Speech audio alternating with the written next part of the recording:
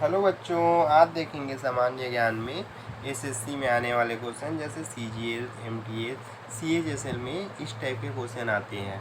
तो देखिए, राष्ट्रीय प्रतीक और चिन्ह आज मैं ऐसा पढ़ाऊंगा कि आपको पूरे कॉन्सेप्ट इसके राष्ट्रीय प्रतीक क्या है, चिन्ह क्या है, सारे क्लियर हो जाएंगे।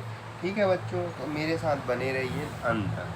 तो देखिए, राष्ट्रीय ध्वज क्या है अपना, तो अपन इसके बारे में जानेंगे पूरा।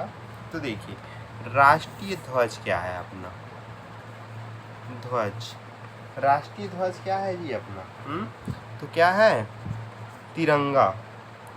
क्या है, तिरंगा।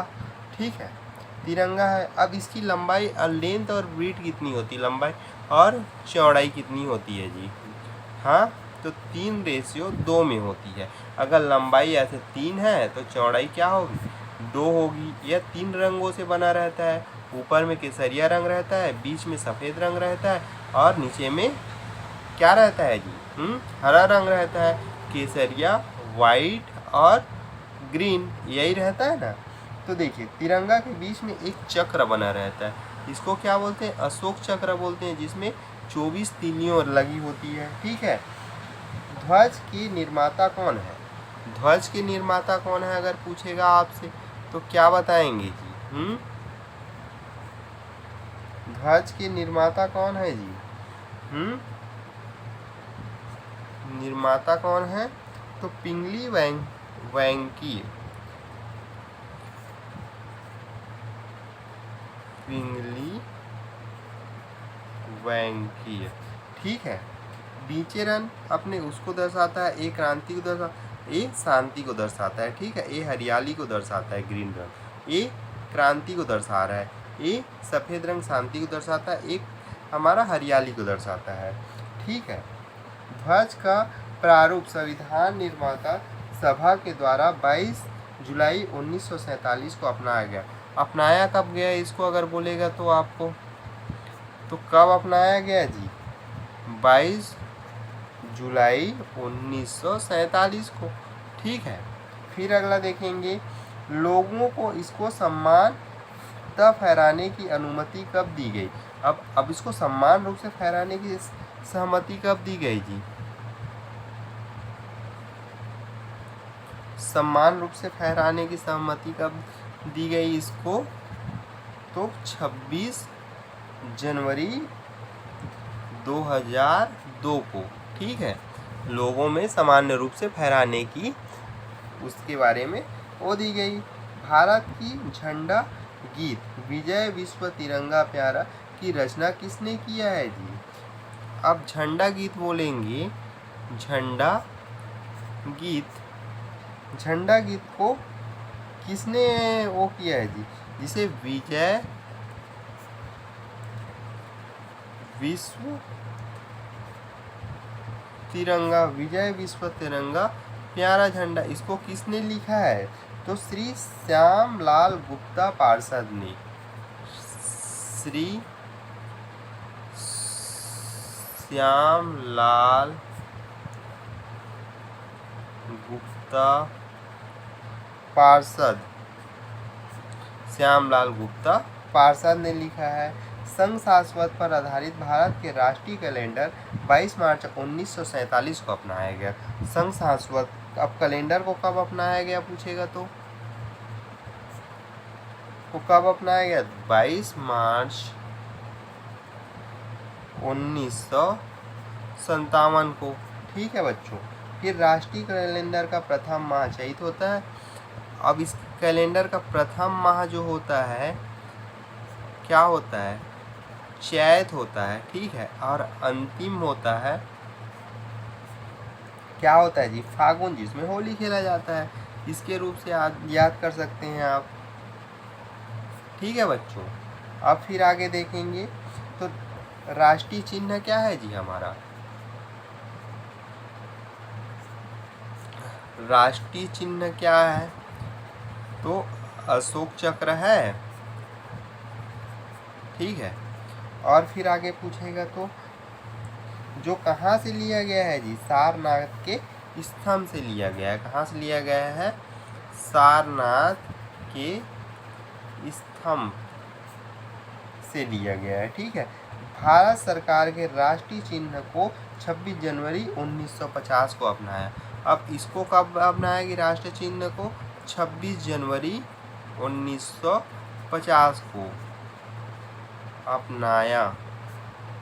ठीक है बच्चों, फिर आगे देखेंगे।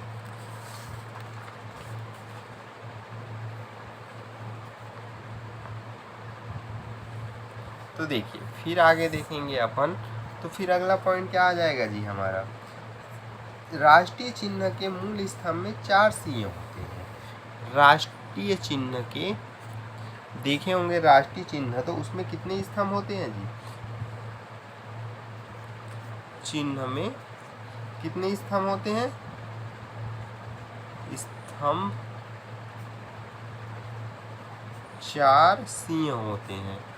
ठीक है, फिर आगे देखेंगे, रविंद्रनाथ टैगोर ने जन गण मन को संविधान सभा में 24 जनवरी 1950 को भारतीय राष्ट्रगीत स्वीकार किया। राष्ट्रगीत को स्वीकार कब किया गया जी, राष्ट्र गान को स्वीकार कब किया गया, तो 24 जनवरी 1950 को। लिखा किसने है, लिखा किसने है पूछेगा तो किसने लिखा है जी, रविंद्रनाथ टैगोर, रविंद्रनाथ टैगोर ने। ठीक है, फिर आगे देखेंगे, राष्ट्रीय गान को कब अपनाया गया, राष्ट्रीय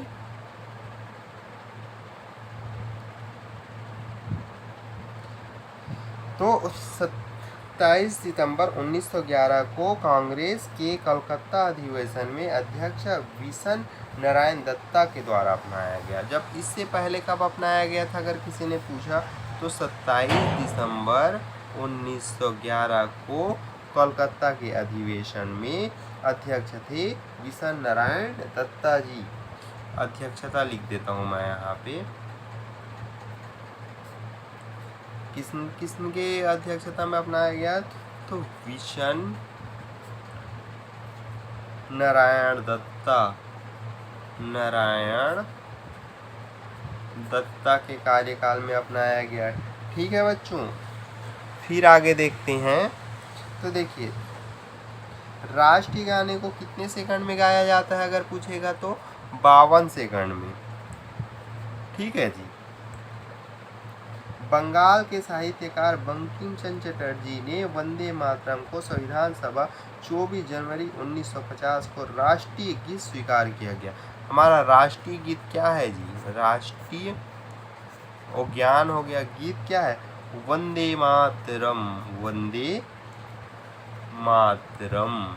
इसको किसने लिखा है जी, तो बंकिम चंद्र चटर्जी, बंकिम चंद्र चटर्जी, बंकिम चंद्र चटर्जी, बंकिम चंद्र चटर्जी ने लिखा है, इसके रचनाकार है।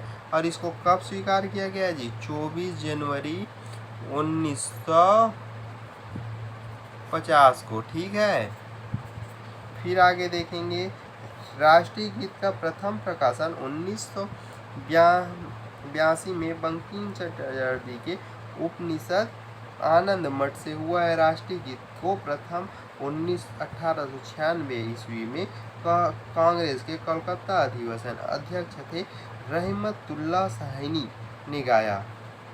राष्ट्रीय गीत के प्रथम गायक ओमकार नाथ ठाकुर थे, जिसका धनु जादूनाथ भट्टाचार्य ने बनाया। ठीक है जी, इसके बारे में हो गया।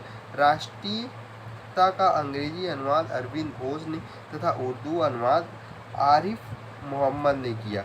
इसमें अनुवाद, अगर राष्ट्रीय गीत की बात करें तो अंग्रेजी में अगर कोई पूछा जाए तो क्या बोलेंगे जी, अंग्रेजी में किसने किया पूछ दिया तो अरविंद घोष ने किया। ठीक है, और उर्दू में किसने किया, आरिफ मोहम्मद ने किया, आरिफ मोहम्मद खान ने किया। ठीक है, राष्ट्रीय गान को कितने सेकंड में गाया जाता है बोलेगा तो इसके टाइमिंग पूछेगा आपसे तो क्या बोलेंगे जी, तो 65 सेकंड में। ठीक है, ये टाइमिंग इसका रहता है 52 सेकंड, राष्ट्रीय गान और राष्ट्रीय गीत का 65 सेकंड। ठीक है जी। संसद के अधिवेशन का प्रथम जनगण मन तथा समापन वंदे मातरम से होता है। ये बहुत इम्पोर्टेंट चीज़ है जी, इसको ध्यान से याद रखिएगा। ठीक है, संसद के अधिवेशन में जनगण मन से तथा अंतिम या समापन लिख लीजिए इसको, समापन किससे होता है? वंदे मातरम से होता है। ठीक है बच्चों, फिर आगे देखते हैं इसी में।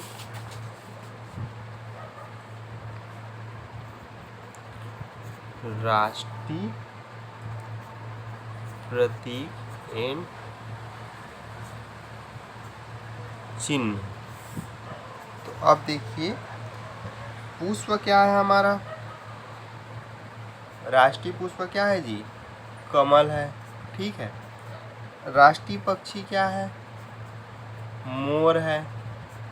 ठीक है, राष्ट्रीय पशु क्या है जी? पशु क्या है? बाघ है। राष्ट्रीय फल क्या है? आम है। राष्ट्रीय वृक्ष क्या है पूछेगा कोई आपसे तो क्या बताएंगे जी? बरगद। ठीक है, राष्ट्रीय जलीय जीव क्या है जी? राष्ट्रीय जलीय जीव क्या है? तो डॉल्फिन है, डॉल्फिन। ठीक है, इतनी चीज़ याद होनी चाहिए बच्चों। ठीक है बच्चों, तो आज के लिए इतना ही बच्चों, फिर मिलते हैं हमारे नए क्लास में जिसमें कुछ नया देखेंगे बच्चों।